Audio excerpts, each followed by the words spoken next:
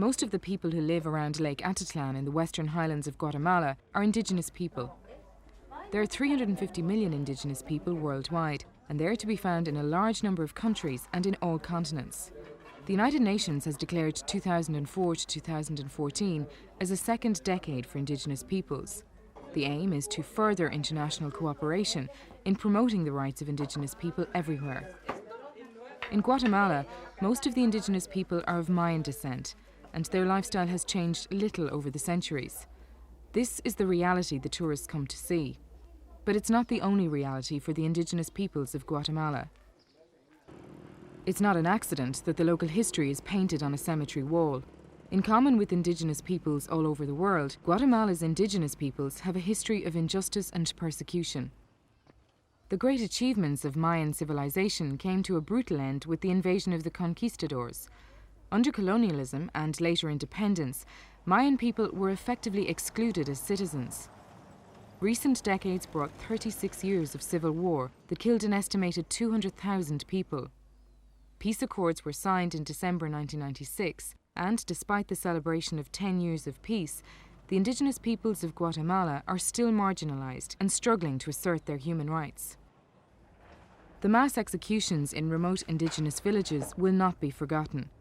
Reconciliation is an important theme in the peace accords, and uncovering the truth about the past is considered essential if indigenous peoples are to join in a viable democracy for the future.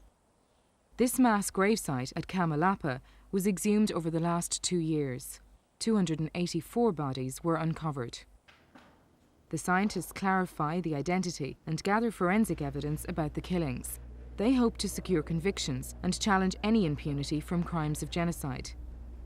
While this is important from a human rights perspective, indigenous communities say that they just want to give their dead a dignified burial.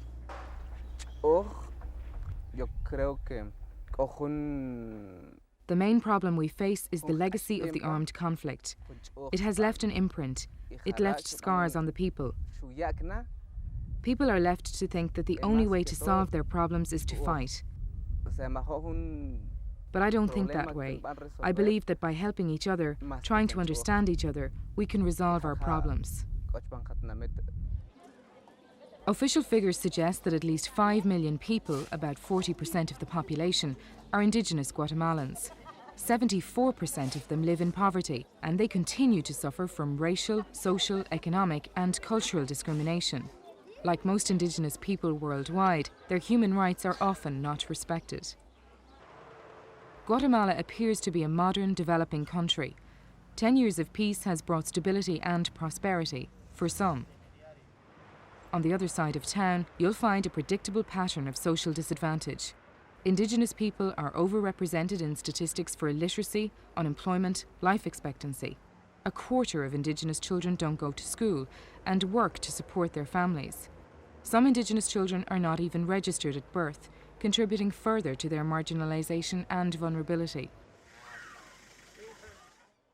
Go into a prison anywhere in the world and you'll find the marginalized people of that society. In the women's penitentiary in Guatemala City, human rights workers come to visit prisoners from indigenous communities. They report on the situation and liaise with the prison authorities on behalf of the women. The major problem for indigenous people and the judicial system is the matter of communication. These women have no Spanish.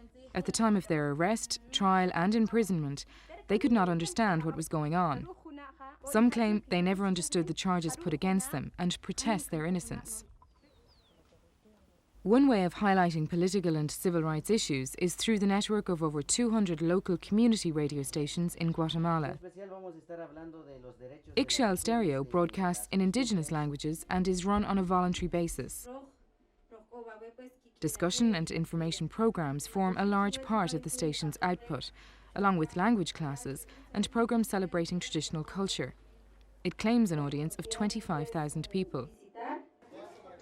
The radio station is one of dozens of projects funded by the European Union. This school project is a type of after-work education program. It's designed for children who either are working or may be sent out to work. Other funding is directed at economic development programs, such as this organic coffee cooperative.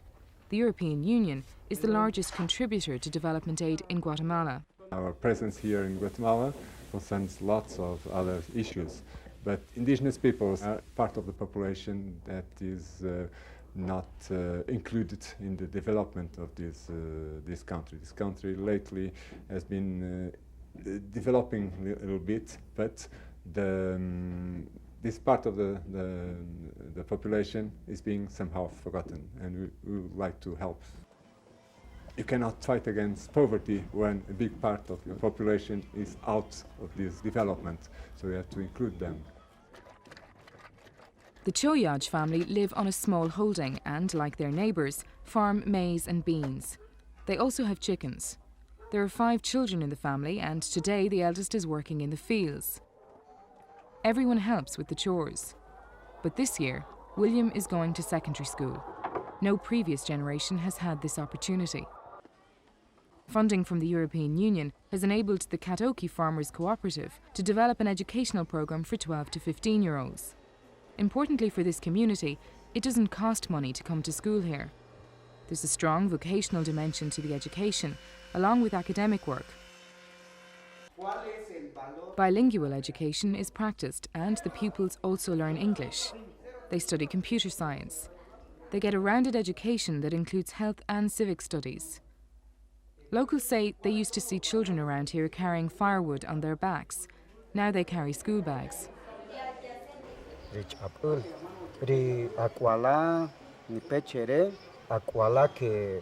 The students who come to this school come from the immediate and the surrounding areas.